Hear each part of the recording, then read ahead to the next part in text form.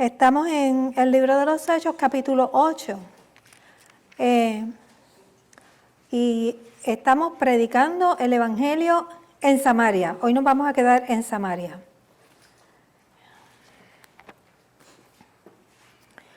Y como todos sabemos, ¿verdad? La vez pasada estuvimos hablando de Esteban. Y vimos cómo apedrearon a Esteban. Luego de que él le dio el discurso, lo arrestaron. Fue la elección de los 7 diáconos y después Esteban era uno de los diáconos. Y luego de que salió, ¿verdad? Diácono, porque los echaron a la suerte, a él lo arrestaron. Y luego vimos su discurso, su defensa, todo lo que él dijo, ¿verdad?, para defenderse de lo que lo acusaban. Y él terminó acusando a los acusadores, porque fue un discurso larguísimo y al final le dijo, dice, duros de cerviz e incircuncisos de corazón y de oídos, vosotros resistís siempre al Espíritu Santo, como vuestros padres también, así también vosotros. Él sencillamente relató, ¿verdad?, el caminar del pueblo judío a través de los años, y él le mostró al pueblo judío que ellos habían estado violando la ley todo el tiempo y se habían opuesto a lo que Dios les mandaba todo el tiempo desde que estuvieron en el desierto. En realidad lo que estaban mal eran los judíos, es lo que él le está diciendo. Le están acusando a él y él termina acusándolos a ellos. Y él sencillamente le describe su desobediencia a través de los años.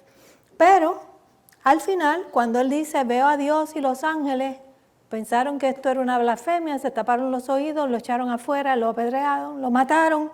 Y ahí entra en escena a Saulo. Y hoy vamos a hablar un poquito de Pablo, que es Saulo, persiguiendo a la iglesia. Entonces, esta situación con este hombre suscitó una persecución. Y Saulo comenzó a sacar todas las personas de sus hogares y a llevarlas a la cárcel y a maltratarlas. Y entonces tuvieron que salir de Jerusalén. Los únicos que se quedaron en Jerusalén fueron los apóstoles. Tuvieron que salir de Jerusalén porque si no los iban a matar a todos. Ahí entramos en lo que dice el versículo 8 del capítulo 1, que me seréis en testigos primero en Jerusalén y ahora vamos para Samaria. Que yo les dije que ese era el bosquejo del libro, ¿verdad? La estructura de ese versículo. Ahora estamos en Samaria. Y entonces, vamos a leer. Déjenme poner mis papeles en orden. Bien.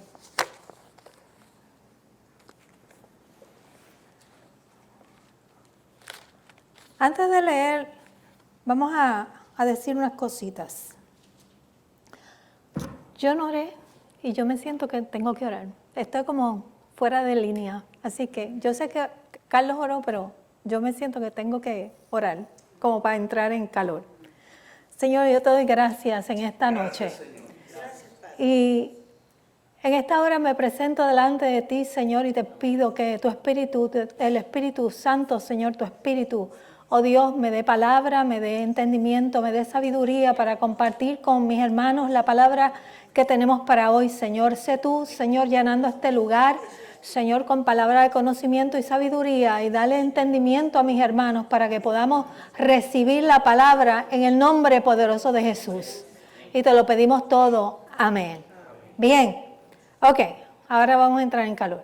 Bien, el Evangelio de Jesús no es meramente una idea, hermanos. El Evangelio de Jesús es poder y salvación pura. Y el que no lo cree así es porque no lo ha vivido en su propia humanidad. El Evangelio de Jesús es para todo aquel que crea. Hay que creer. Amén. Hay que creer. Y si nosotros a veces oramos y nos quedamos como que oramos y nada pasó, usted tiene que examinarse. A lo mejor no va a pasar inmediatamente, pero va a pasar. Va a pasar. Dios le va a dar una contestación, Dios le va a abrir una puerta, Dios va a hacer algo, pero va a pasar. No se quede pensando que nada ocurrió, porque vamos a ponerlo de esta perspectiva. A veces nosotros no nos damos cuenta que hay un mundo espiritual y que el hecho de que nosotros no veamos las cosas no quiere decir que no están ocurriendo. Lo que pasa es que son cosas espirituales y nosotros oramos sobre una persona y nosotros no sabemos las cadenas que Dios está rompiendo ahí. Son cosas, a veces Dios se manifiesta y nos deja ver, pero a veces no se manifiesta.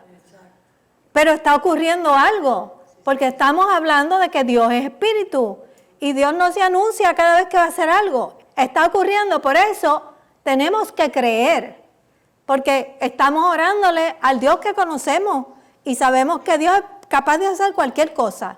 Nosotros tenemos que mantener nuestra fe de que sí va a ocurrir. Sí va a ocurrir. Cuando Dios quiera o cuando Dios se digne a mostrarlo, pero sí va a ocurrir. Y si no va a ocurrir, Él le va a dar la vuelta para que ocurra algo mejor. Porque a veces oramos por algo y no es lo que nos conviene, ¿verdad? Pero Dios le busca la vuelta y nos da algo mejor. Pero Él siempre nos va a contestar de alguna manera, con un sí o con un no, pero Él va a contestar, ¿verdad? Dios hace sus operaciones, las hace. Nosotros no las vemos. Es como yo le compartía a algunos hermanos el otro día, que cuando uno casa una pareja, uno se cree que nada ocurrió ahí. Pero el matrimonio es una institución de Dios, es divina. Y Dios los une. Amén. Y uno siente de momento uno piensa que nada ocurrió. Pero Dios unió a esa pareja, literalmente te unió con tu pareja. Ahí ocurrió un enlace espiritual. Ocurre, es como cuando nos injertamos en el cuerpo de Cristo. Usted se cree que usted vino aquí por obra y gracia, no por obra y gracia, sino porque a usted se le ocurrió llegar aquí y usted se quedó aquí. Cuando usted acepta membresía, usted está injertado en el cuerpo. Amén. Literalmente está injertado en el cuerpo. Y si se va sin permiso o sin que Dios lo mueva, usted todavía está injertado aquí. Y no le va a ir bien si se va y se fue sin permiso o se fue en contra de la voluntad de Dios, usted se va a sentir fuera de sitio en otros lugares. Amén. Porque usted está injertado aquí. Para que usted se vaya a otro sitio, el Señor le tiene que dar permiso y el Señor lo saca de aquí y lo pone allá. Pero el que lo saca de aquí es el que lo pone allá, porque el que lo injertó aquí fue Él. Amén. Usted no se desinjerta solo, ¿me entiende? Amén. No nos desinjertamos solo. Y el americano tiene la idea esta de que se van church shopping, ellos van a ver dónde les gusta y allí se quedan. Por eso muchas iglesias americanas están muriendo, hermanos, porque no están siguiendo la palabra.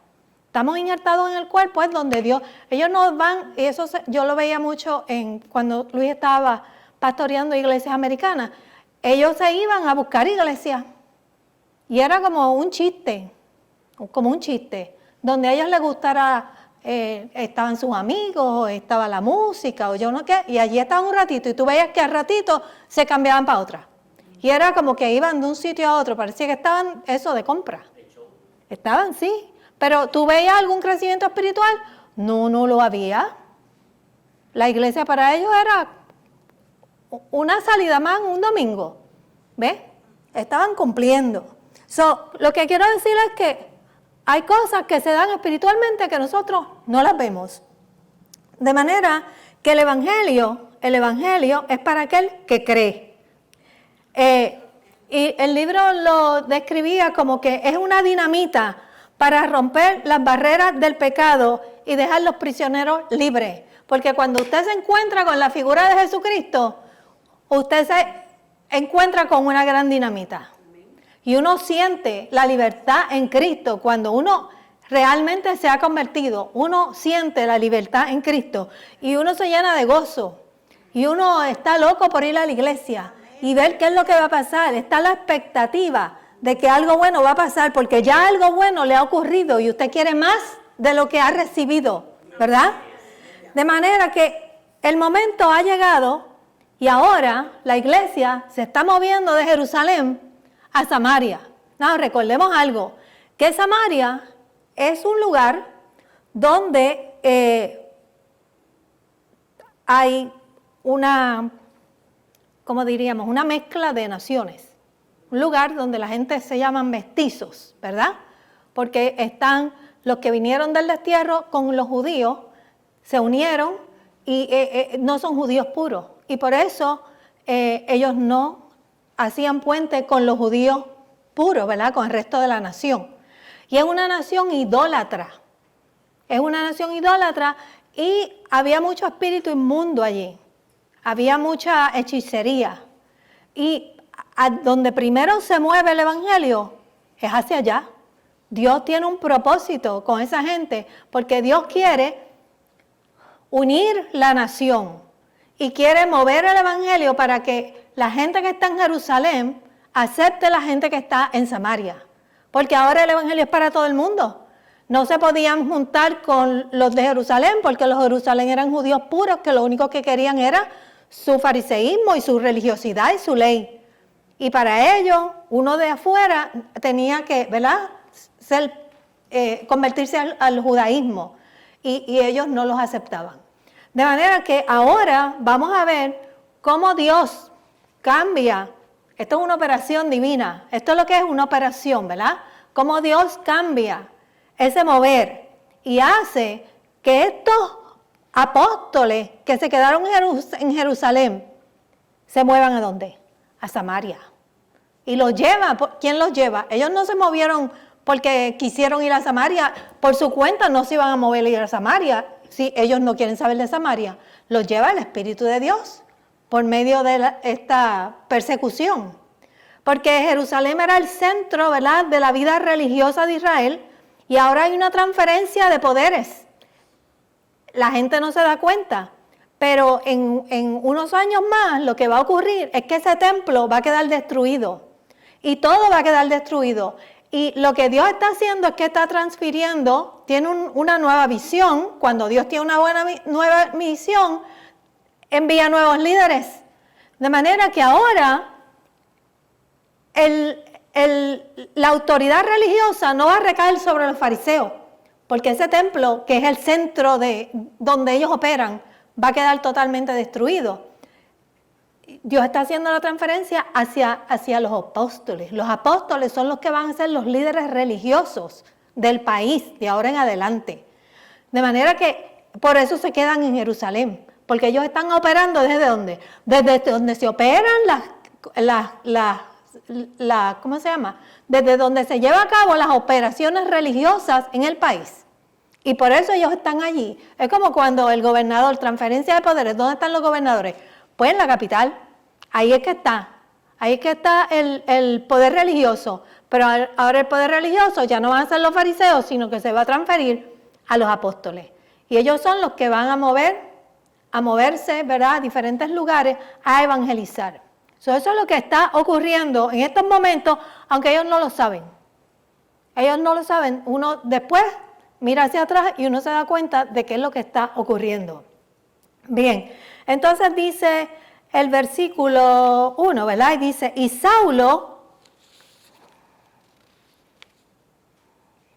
estoy buscando mi versículo 1.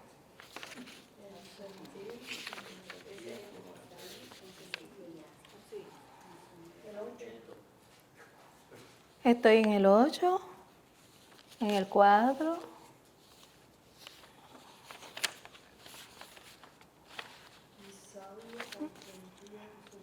Bueno, pues lo tengo en la Biblia. Y Saulo consentía en su muerte. En aquel día hubo una gran persecución contra la iglesia que estaba ¿en dónde? En Jerusalén. Y todos fueron esparcidos por las tierras de Judea y de Samaria. ¿Salvo quién? Los apóstoles. Los apóstoles. Y hombres piadosos llevaron a enterrar a Esteban e hicieron un gran llanto sobre él. Recuerden que antes los los que morían se enterraban inmediatamente. No se guardaban para 2 o 3 días, los enterraban inmediatamente. Y dice, y Saulo asolaba la iglesia y entrando por casa, arrastraba a hombres y a mujeres y los entregaba, ¿en dónde? En la cárcel.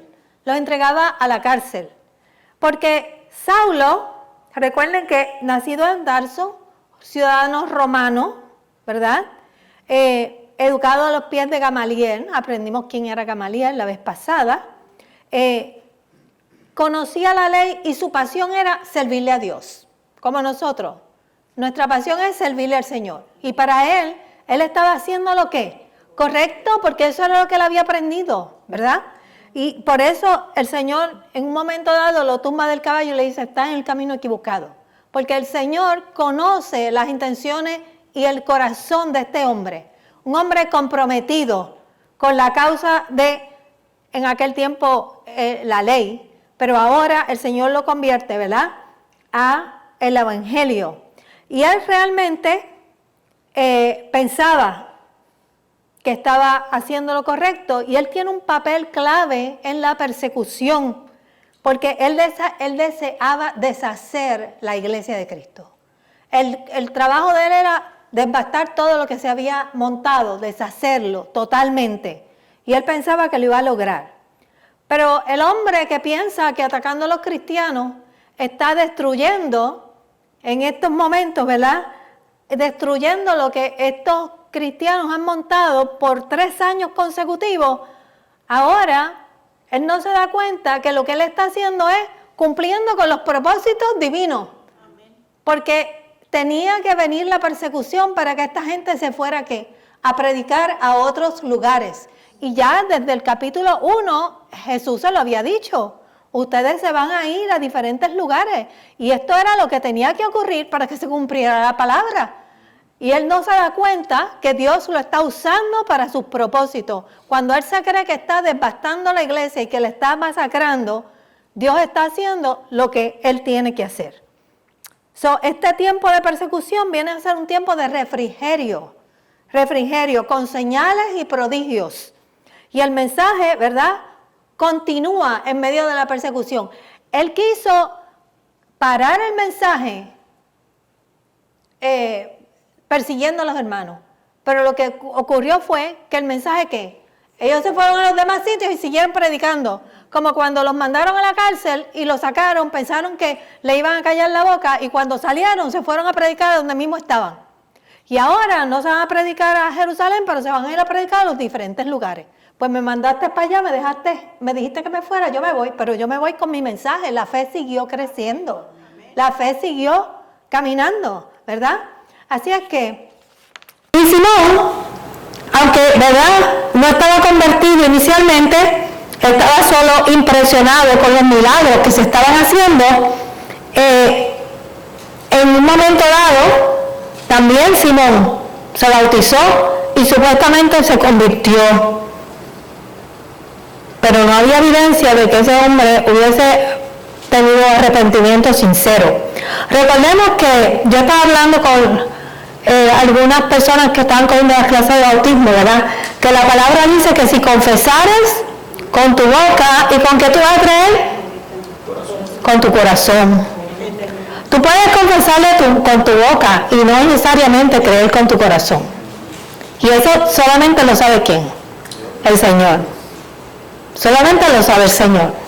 Y yo creo que este era un caso de esto, que Él está haciendo lo que Él tiene que hacer para poder conseguir ese poder, que era lo que Él estaba persiguiendo. Él está persiguiendo a Felipe porque dice que no dejaba de seguirlo. Él seguía, estaba confiado que Él se convierte, buscando imitar esos milagros, ¿verdad? Su motivación estaba un poquito errada, porque la motivación de él era ¿qué? El poder.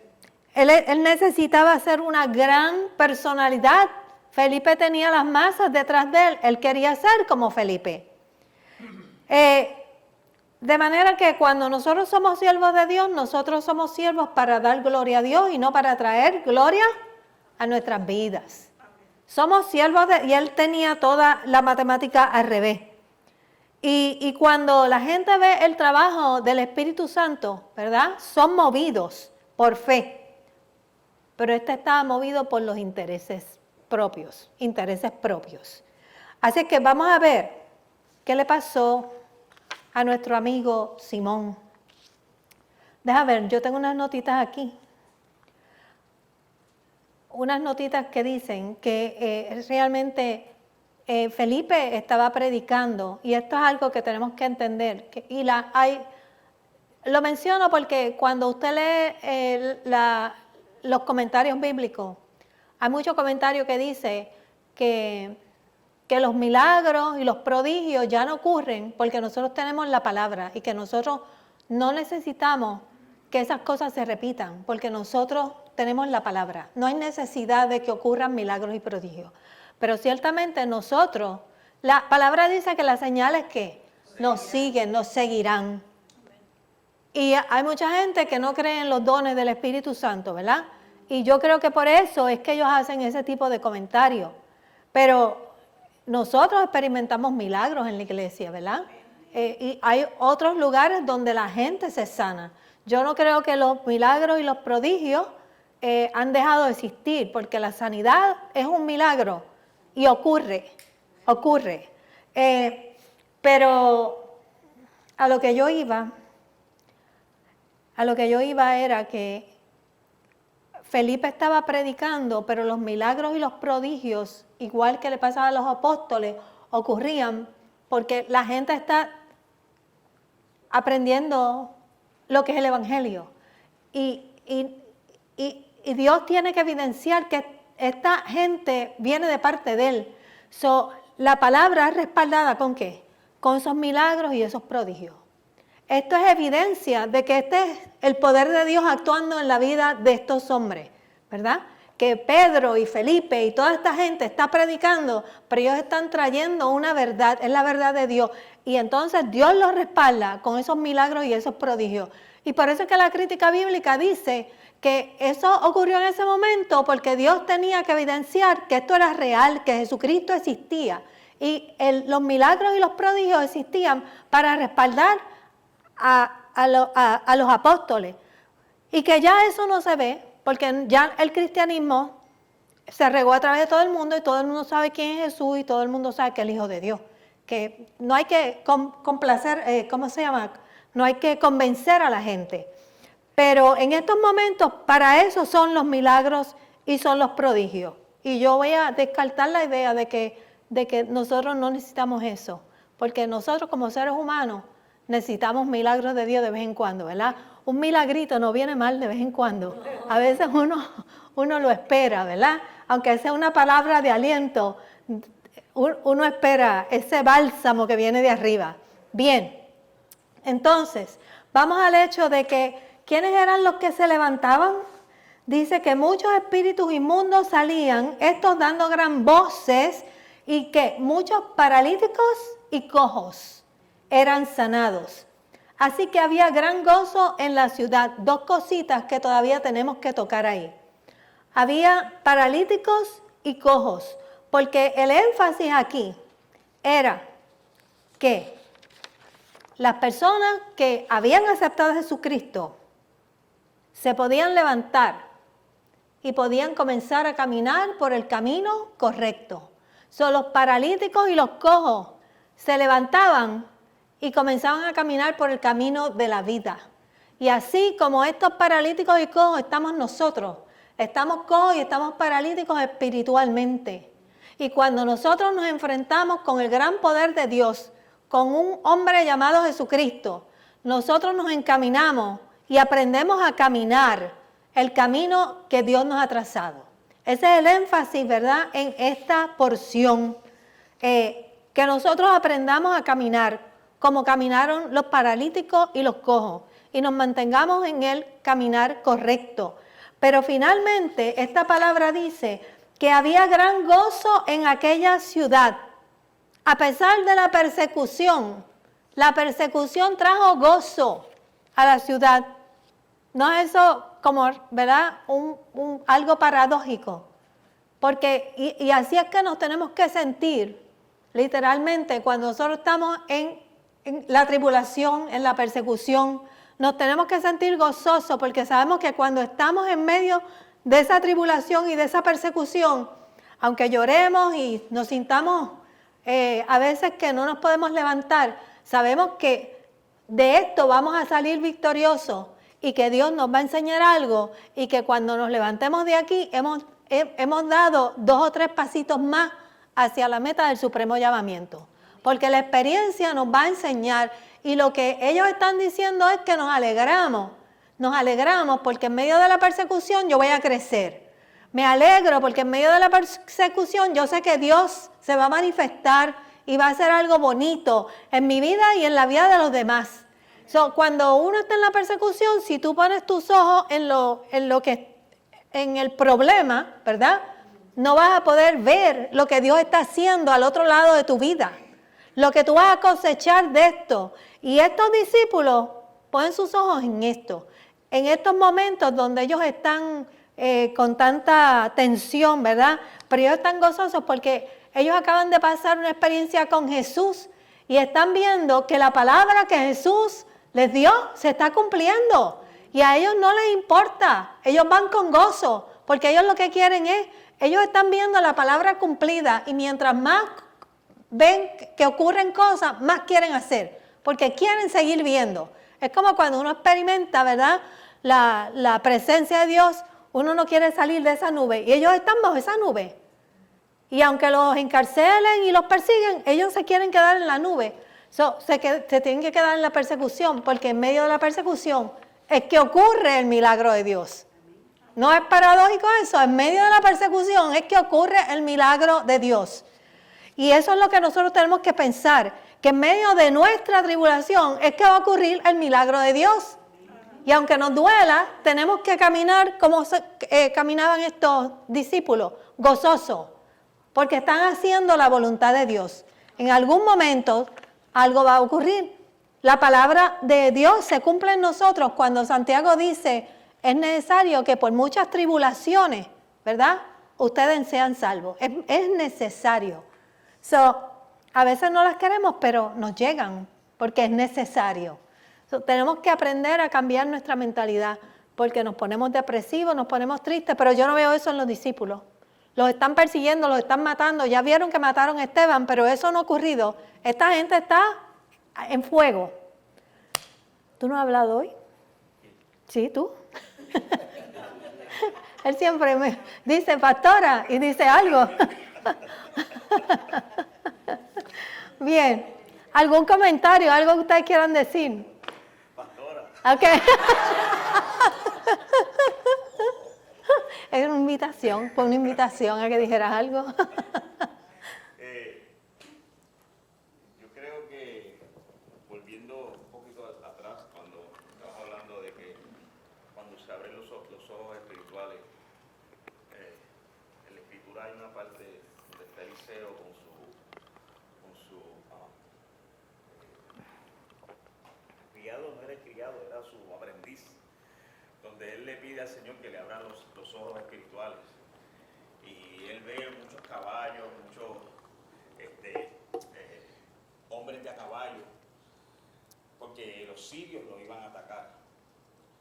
Y trayendo eso acá, es que nosotros estamos tan acostumbrados a vivir una vida entre comillas normal, que nos desubicamos de la realidad espiritual que nosotros vivimos. Uh-huh. Y yo oí a un predicador en esta semana que decía que el milagro de que Zaqueo, después que bajó del árbol y comió con Jesucristo, que dijo, yo voy ahora a repartirle a la gente que yo le he tumbado los billetes, le voy a dar el doble y voy a repartir y aún aquellos que no también. Entonces vemos que cuando nosotros nos metemos en esa dimensión del Espíritu en la cual estaban los apóstoles, nosotros comenzamos a ver cosas y que las pasamos por alto, Uh-huh. cuando empezamos a ver esas cosas, yo digo que empezamos a ver la grandeza de Dios. Empezamos a ver en las pequeñas cosas lo grande que es Dios. Porque no necesitamos, aunque son necesarios, milagros grandes, que se resuciten muertos, que la gente se sane, que la gente se sane de cáncer y todas esas cosas. Necesitamos eso, pero necesitamos estar sensibles a las cosas que Dios está haciendo en las pequeñas cosas. El abrir los ojos en la mañana, eso es un milagro de Dios. Porque nosotros nos acostamos y no sabemos qué sucede en toda la noche, las horas que durmamos, pero el abrir los ojos, entonces perdemos con todas estas cosas y adelantos que nosotros vivimos, perdemos esa sensibilidad. Y es menester que nosotros sigamos buscando esa presencia de Dios, buscando eso que adquirieron los apóstoles, para nosotros poder discernir bien el tiempo en el cual estamos viviendo, que es el tiempo donde queda menos para el retorno de Jesucristo a la tierra. Amén. Y es menester que nosotros sigamos degustando, comiendo, rumiando la palabra del Señor para que nosotros podamos estar preparados para la persecución que viene. Dios te bendiga. Ya. La pregunta es, cuando llegue la persecución en nuestras vidas, ¿cómo nosotros vamos a responder? ¿Vamos a responder como los apóstoles? ¿Cómo vamos a responder? ¿Cómo nos vamos a preparar para eso? Porque van a morir personas y van a encarcelar personas y veremos pastores encarcelados y gente de Dios encarcelada. Vamos a llorar, vamos a deprimirnos, tenemos que seguir luchando. Si no luchamos, Dios nos ha dado las herramientas para hacerlo. Y tenemos que tener en mente que hay que dar la lucha, como nosotros somos el ejército de Cristo. No nos podemos ir a esconder ¿Esta gente se fue a esconder por las esquinas? No, ellos se fueron y siguieron predicando como si nada hubiese pasado. Yo diría más, yo lo pondría más en práctico. Vamos a ser encarcelados. Ya. Vamos a ser vituperados. Vamos a ser señalados. Ya estamos siendo señalados. Bueno, ya estamos, pero que no está tan fuerte, pero es lo que viene. Entonces, no nos podemos poner desesperanzados, porque lo que nos tiene que dar a nosotros es más esperanza. De que Cristo viene pronto. Sí, se acerca el momento en que el deseado de las naciones nos viene a buscar. Entonces, cuando miro a esa gente, cómo seguían por ahí para adelante, que no les importaba tres pepinos al coro lo que le pasara. Mataron a Esteban, vamos a darle más duro a esto. Porque ese fuego que estaba dentro de ellos los impulsaba a eso. Ahí no había internet, no había Facebook, no había redes sociales, no había ninguna madre de los tomates de nada. Era la fe lo que los movía. Era eso que los impactó, que esperaron, que creyeron que iba a venir sobre ellos. Y eso fue el dínamo, la explosión que ocurrió dentro de ellos, que es lo que debe de estar ocurriendo con nosotros día tras día, para poder predicar y seguir dando testimonio de que Jesucristo es real y que viene por su iglesia. Amén. Bien, pues tenemos que estar preparados para eso, ¿verdad? Yo no sé cuántos de nosotros lo vamos a presenciar, pero ya esa bola está corriendo por ahí hace rato. Y bien rápido. Hace rato. Y se está moviendo rapidito. Bien. Hay muchos Pablo y Silas cantando en la cárcel para que eso. El goce se prenda. Tenemos que, sabes que cuando nosotros hacemos eso, nosotros activamos el poder de Dios en nuestras vidas y no en nuestras vidas, a los alrededores nuestros. Porque eso fue lo que le pasó a Pablo y a Silas y a Pedro en la cárcel, que comenzaron a cantar y ¿qué pasó? Que las cadenas se rompieron, las puertas se abrieron, Dios comienza a hacer milagros, pero si nosotros nos dejamos intimidar por Satanás, perdimos la batalla, perdimos la batalla. Tenemos que hacer como hicieron los apóstoles. Tú me vas a encarcelar, pues encarcélame, que yo voy a cantarle a Cristo. Y cantarlo con el gozo, con la fe y la esperanza, y sabiendo que yo estoy bien y que en algún momento yo me voy a encontrar con Cristo y tú te vas a encontrar allá abajo ¿cómo se llama? En el infierno, en el fuego. Y hay que darle la batalla a esto. Y cuando nosotros damos la batalla, nos sostenemos más fuertemente en medio de la prueba. Porque el gozo del Señor es tu fortaleza. Es al revés de todo, de las cosas. Yo no voy a decir al revés de los cristianos. Bueno, nosotros somos al revés del mundo, ¿verdad? El gozo del Señor es nuestra fortaleza. Y si nosotros queremos mantenernos fortalecidos, tenemos que alabar. Queremos estar fortalecidos, tenemos que orar y tenemos que seguir dando la batalla. Pero no con intimidación, ¿verdad? Ni con depresión, porque no vamos a ganar de esa manera. Le estamos dando la victoria al enemigo de esa manera. Sí, Vilma. Yo creo que también tenemos que pensar, ¿verdad? ¿Qué pasaría si nos dijeran que hoy el Señor viene por ti? ¿Cómo vivirías ese día? Eso era lo que hacían esos apóstoles, esas personas. Vivían el día como si ese día Jesús regresara. Uh-huh. Y con ese ellos, no importaba si ellos sabían que si ellos morían era ganancia. Y eso es lo que nosotros tenemos que creer eso, que morir es ganancia. Y muchas veces no nos queremos morir, Uh-huh. pero si el morir es ganancia, con eso lo dejo. Amén. El morir es ganancia, eso mismo. Eso, ¿verdad? Eso es un buen resumen de todo lo que hemos dicho. Hay unas palabras que yo, cada vez que leo en la Biblia, y si 2 o 3 veces me las he encontrado, es que en esos tiempos finales, yo me he puesto a pensar en esto, el lloro y el crujir de dientes. Uno a veces le da miedo a algo, qué sé yo, el frío te hace temblar un poquito los dientes. Imagínate en ese tiempo llorando y el crujir de dientes, ¿cómo se escuchará eso? El pensar de que yo pude estar mejor y no hice caso. Y ahora lo que estoy pasando, exacto, el lamento. Y esa palabra como que muchas veces se dice en la Biblia y me ha tocado mucho que va a ser bien fuerte. Va a ser algo, como dice Toño, antiguo. Y tenemos que tener en mente que cuando nosotros actuamos como actuaron los discípulos en medio de esta persecución, nosotros hacemos que se cumplan los propósitos de Dios.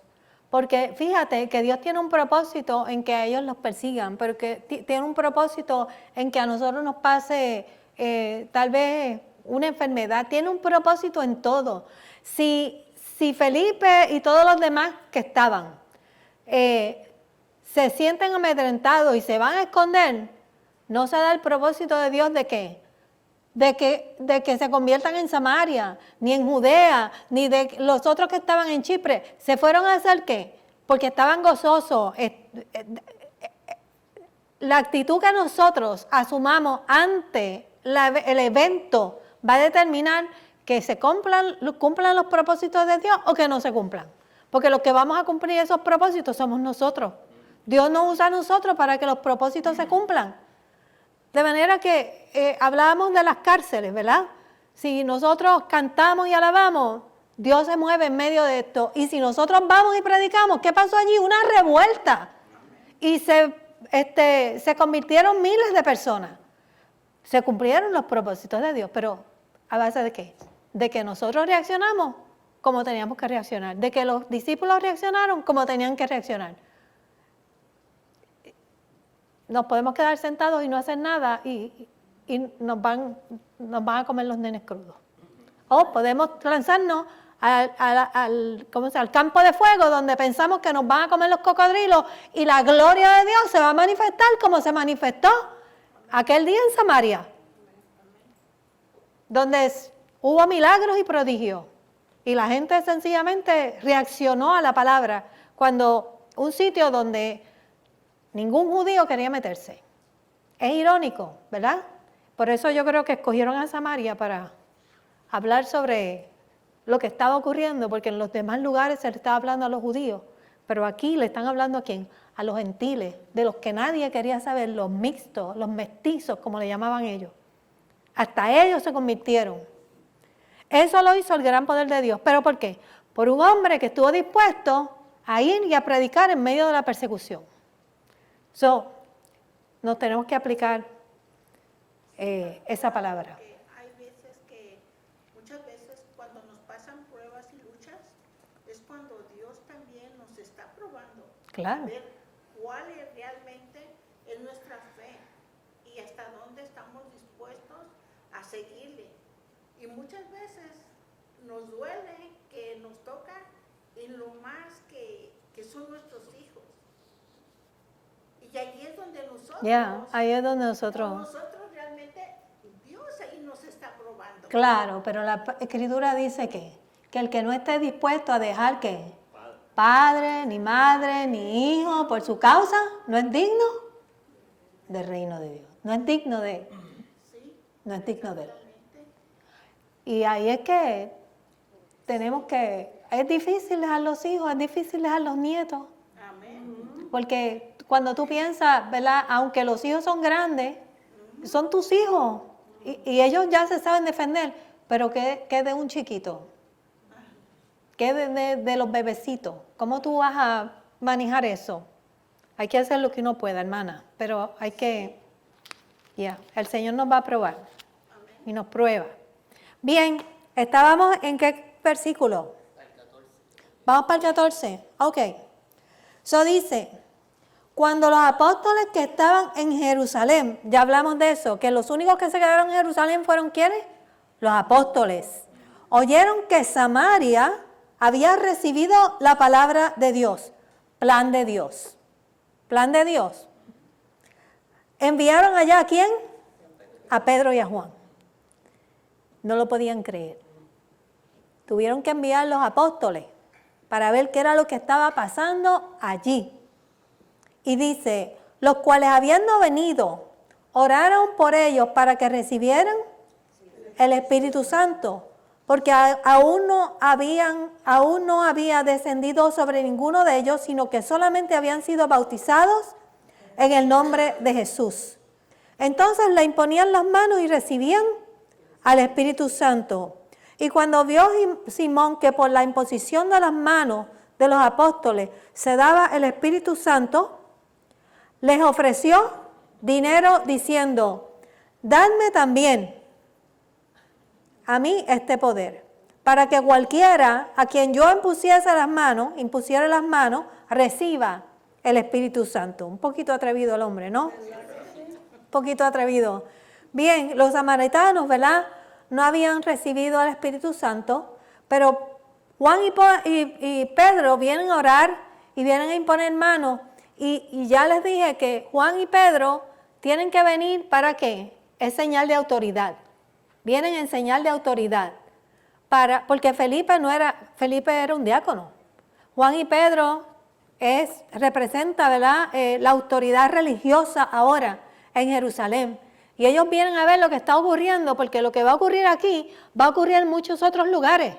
Y ellos vienen con toda la autoridad del cielo a imponer manos para que esta gente reciba el Espíritu Santo, porque ya ellos están viendo que esta gente está respondiendo a la fe y decidieron bautizarse. Cuando tú decides bautizarse, después de un evento como este, donde ya la palabra se predicó, y no solamente que se predicó, sino que hubo señales y prodigios, ellos saben, aquí está el Señor obrando en medio de esto.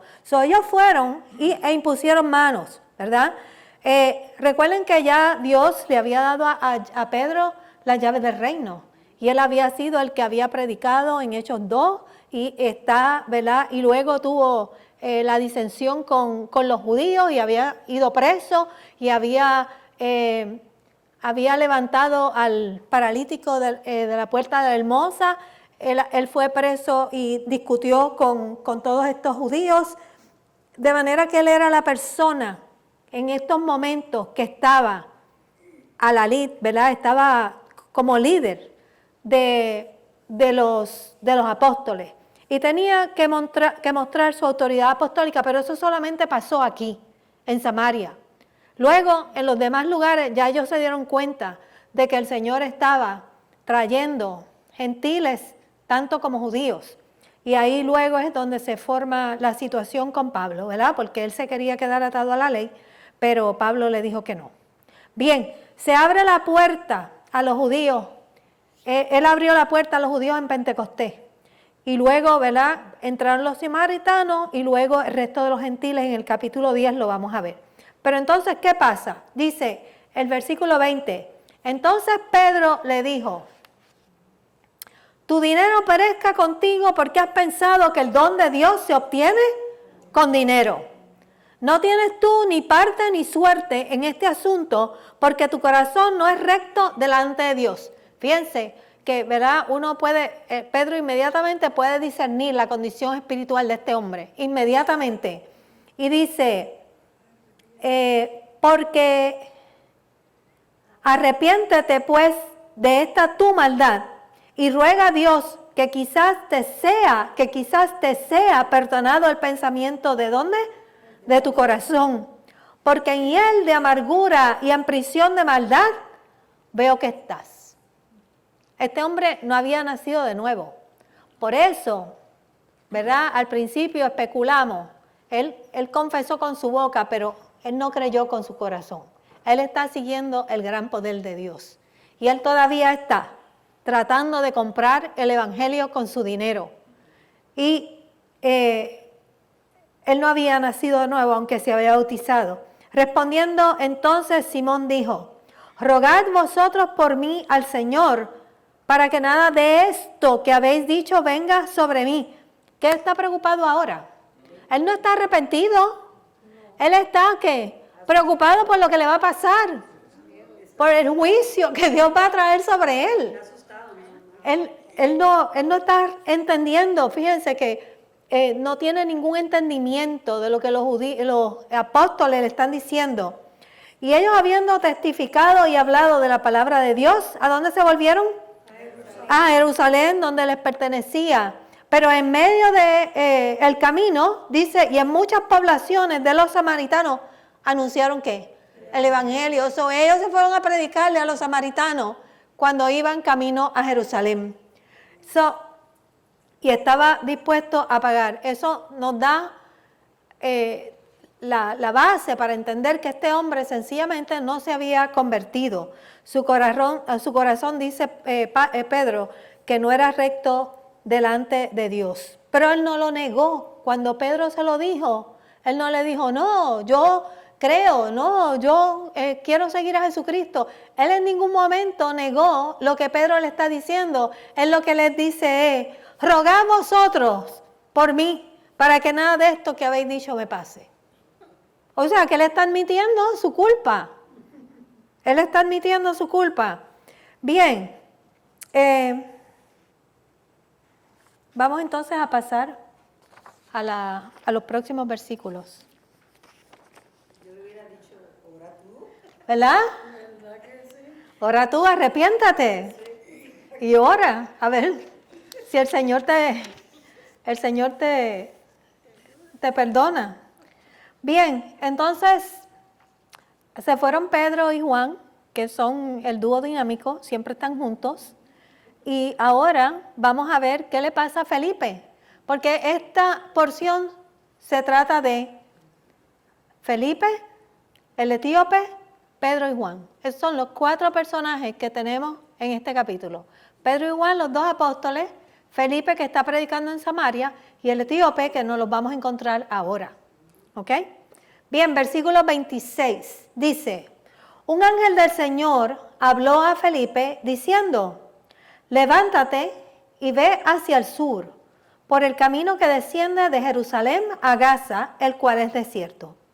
Entonces él se levantó y fue. Y sucedió que un etíope, eunuco, funcionario de Candace, reina de los etíopes, el cual estaba sobre todos sus tesoros y había venido a Jerusalén para adorar, volvía sentado en su carro y leyendo al profeta Isaías. Y el Espíritu dijo a Felipe, acércate y júntate a este carro. Acudiendo Felipe, le oyó que leía el profeta Isaías y dijo, ¿pero entiendes lo que lees? Y él dijo, ¿y cómo podré si alguno no me enseñare? y rogó a Felipe que subiese y se sentara con él.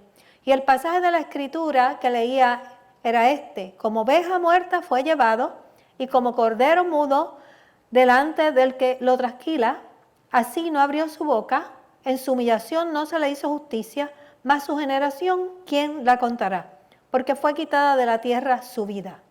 Respondiendo el eunuco, dijo a Felipe: te ruego que me digas, ¿de quién se dice el profeta ¿De quién dice el profeta esto? ¿De sí mismo o de algún otro?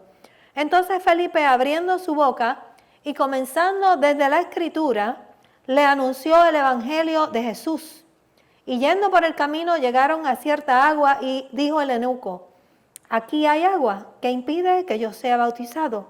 Y Felipe dijo: si crees de todo corazón, bien puedes. Y respondiendo dijo: creo que Jesucristo es el Hijo de Dios.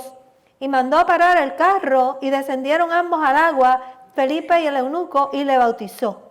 Cuando subieron del agua, el Espíritu del Señor arrebató a Felipe, y el eunuco no le vio más y siguió gozoso su camino.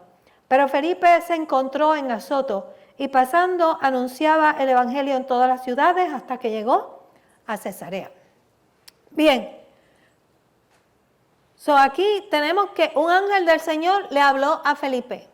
Ahora Felipe sigue predicando, pero Dios envía ángeles ministradores, ¿verdad? Para que le hablen a Felipe. Y el ángel le habló a Felipe y le dijo: levántate y ve hacia el sur, por el camino que desciende de Jerusalén a Gaza, el cual es desierto. That's it. Y cuando Dios nos habla y nos dice que hagamos algo, a veces le decimos: ¿para qué, Señor? ¿A dónde voy? ¿Qué tú quieres? ¿Qué se supone que yo encuentre allí? Yo no sé a qué voy. Pero el Señor lo que le está diciendo es: levántate y ve por ese camino. Y cuando Él lo hizo, fue que Él entendió a qué iba. Es que el Señor no da las cosas, ¿qué? Por pedacito. Es por fe. Por eso es que es por fe, ¿verdad?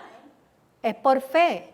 Te dice: levántate y ve a casa de fulano. ¿Y qué le voy a decir? Pues cuando tú llegues allí, el Señor te va a decir qué es lo que tú tienes que decir. Pero nosotros nos estamos cuestionando todo el tiempo lo que el Señor nos dice. Y a veces no damos un paso porque estamos esperando que nos diga qué. ¿Para qué? ¿O qué es lo que vamos a decir? Y buscamos 800 excusas, pero no lo hacemos. ¿Pero qué hizo Felipe? Felipe se levantó y fue. Bien obediente. Porque el Señor lo que nos da son mandatos. La mayor parte de las veces que el Señor nos habla, nos está mandando a hacer algo. Amén. Y si nosotros somos obedientes, vamos a ver la segunda mitad del cuento. Porque si nos estamos preguntando para qué y qué vamos a hacer, nos lo va a decir, pero primero tienes que llegar hasta allí. Esa es tu primera parte. Sé obediente. A veces decimos: ay, pero que yo no estoy segura si el Señor me dijo eso o no. Yo creo que esto lo pensé, pero necesito confirmación. ¿No? ¿Eso no le suena familiar? Necesito confirmación. Necesito que el Señor me confirme esto, porque no me atrevo. Y cuando llegamos y nos decidimos, ya it's too late. Porque el Señor manda a otro, ¿verdad? Cuando nosotros no obedecemos. Felipe fue obediente, ¿verdad? Dios le dio un comando y él lo hizo. Entonces, Dios envía a Felipe a hablar y dice: entonces se levantó y fue, y sucedió que un etíope, eunuco, ¿saben lo que es un eunuco, verdad? Sí. Una persona que no puede tener hijos, ¿verdad? Ya sea porque no los puede tener o porque forzadamente hacen que no lo haga. Porque cuando este hombre era un funcionario de Candace, la reina de los etíopes, y él estaba a cargo ¿de qué? De los tesoros. Se trata de tener gente de confianza para que administre las finanzas y gente que no se case, que no, ¿verdad? Que no tenga hijos para que no hayan problemas. También, pastora, eunucos también eran los que estaban a cargo de los harenes del rey. Del rey, y lo que hacían era que los castraban. Ya. Para que no pudieran tener relaciones con Con las mujeres. Con las mujeres pues imagínate, tú tienes un harén de yo no sé cuántas, 700 mujeres tenía Salomón. y entonces tú estás a cargo de todas esas mujeres. Hello. Hello. ¿Quién va a confiar en eso? Hay que darle machete a ese hombre. ¿Qué hombre puede, cómo se llama? Confiarle 700 mujeres a otro hombre. Ay, Señor. Bien. Hay que obedecer donde el Espíritu, ¿verdad?, nos lleve y donde Dios nos hable. Bien, este hombre vivía muy lejos, vivía por allá, esto es en África, pero él estaba en la ciudad porque era un etíope que era convertido al judaísmo y él venía para las fiestas. Pero ahora va, ¿qué? De regreso. Y dice, una vez él se levantó y fue, y el próximo paso dice que es funcionar el cual estás y venía sentado en su carro leyendo sobre el profeta Isaías. Entonces el Espíritu, ya no es el ángel, ahora el Espíritu le dice a Felipe, acércate y júntate a ese carro. Tú tienes que confiar que cuando Dios te dice, levántate y ve a este sitio, el Espíritu de Dios que mora en ti o cualquier otro símbolo o persona que Dios quiere usar, se te va a acercar y te va a decir qué es lo que tú tienes que hacer. Es como cuando Pablo decía, vete y baja y vete a casa de fulano o a Pedro. ¿Y allá qué va a pasar? Pues yo no sé lo que va a pasar. Pero cuando llegaban, se encontraban con lo que Dios tenía, ¿verdad? Ahora el Espíritu le dice, acércate al carro. Y entonces Felipe, acudiendo, oyó que leía del profeta Isaías y le dice, pero ¿entiendes lo que lees? Qué casualidad que está leyendo sobre lo que dice el profeta de Jesús, ¿verdad? Es una casualidad que en los momentos en que él llega, él está leyendo esa parte donde habla sobre lo que van a hacer con Jesús. Entonces le dice, ¿pero tú entiendes? Y él le dijo, ¿pero cómo podré si alguno no me enseñare? Y rogó Felipe que se subiese y se sentara con él. Y leyeron el pasaje de la Escritura. Y cuando entonces dice, ¿qué es lo que significa esto? Y ahí es donde Felipe comienza con ¿qué? Con todo su discurso. Con todo su, como oveja, ¿verdad? A la muerte fue llevado. No. No, ese es el pasaje. Es que la próxima parte está acá. Respondiendo el eunuco. Ok, vamos entonces a discutir esta partecita nada más. Yo me estoy adelantando.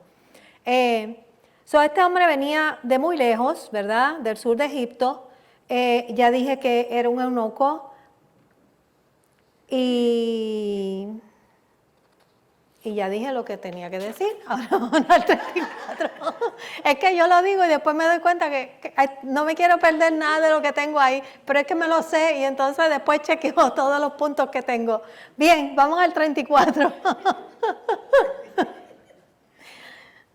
Yo no soy como mi esposo. Yo soy diferente. Bien. Dice, respondiendo el eunuco, dijo a Felipe, te ruego que me digas, ¿de quién dice el profeta esto? ¿De sí mismo o de algún otro? Entonces Felipe, abriendo su boca, ahí es que le da todo el discurso, ¿verdad?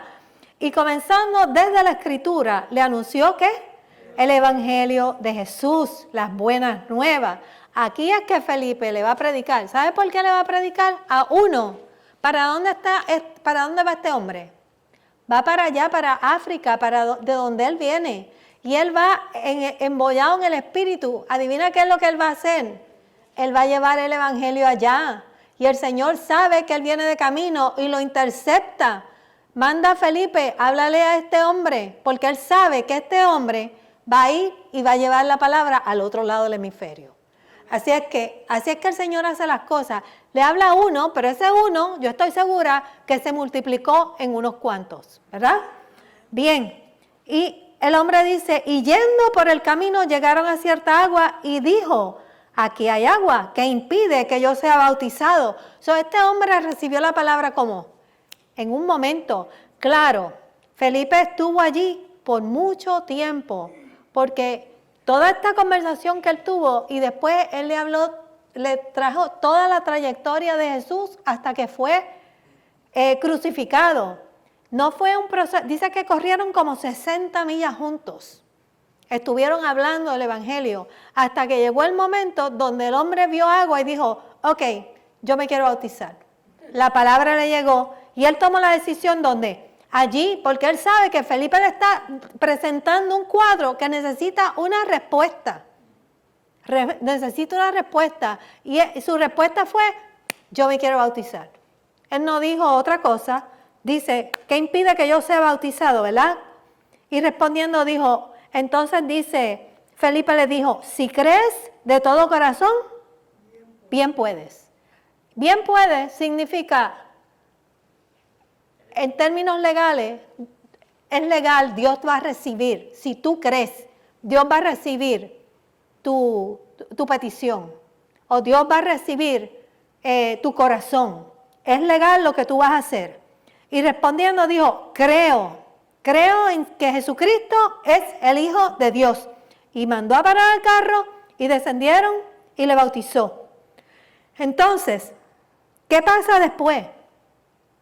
Lo único que pasa es que Felipe desaparece. Lo que nos da a entender a nosotros que Felipe cumplió ¿qué?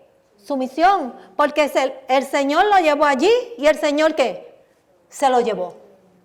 Tan pronto él hizo lo que tenía que hacer, se acabó, no habló más con el hombre y el hombre desapareció. ¿Y a dónde lo llevó? Ahora Felipe se encuentra en Azoto y dice que pasando anunciaba el evangelio en todas las ciudades hasta que llegó a Cesarea. Lo iba a llevar a otro lugar, pero antes de llevarlo, de sacarlo de Samaria, se encontró con el etíope, porque el etíope iba a llevar el evangelio a regiones donde Felipe no iba a llegar. Él mandó uno para África y al otro lo llevó a Cesarea. Así es que el Señor hace sus cosas, ¿verdad? Así es que, pregunta, comentario. Es emocionante ver los propósitos de Dios activos, porque pasó en aquel tiempo, pero sigue pasando ahora.